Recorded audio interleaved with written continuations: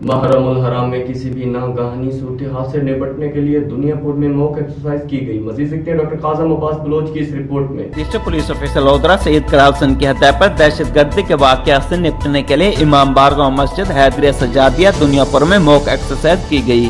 موک exercise میں مختلف محکموں کی کارکردگی کو جانچا گیا۔ موک ایکسرسائز میں ڈی ایس پی سرکل دنیا پور غلام دستگیر کی سربراہی اور ایس ایچ او تھانہ سٹی راؤ حامد جوید کی نگرانی میں police, civil defence, elite force, special branch, rescue 112 و دیگر اداروں نے حصہ لیا۔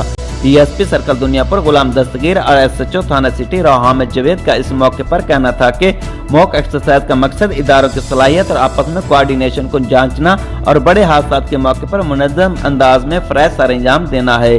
مشترکہ مشقوں کے انعقاد سے باہمی رابطے کے تسلسل میں اضافہ ہوتا ہے۔ موک ایکسرسائز اداروں کی کارکردگی کو بہتر بنانے میں معاونت کرتی ہے تاکہ کسی بھی ناگہانی حالات کے پیش نظر عوام کو قلیل وقت میں ریلیف پہنچایا جا سکے۔ کیمرہ ٹیم کے ساتھ ڈاکٹر قاسم عباس بلوچ، بیورو چیف راز نیوز، لودھرا۔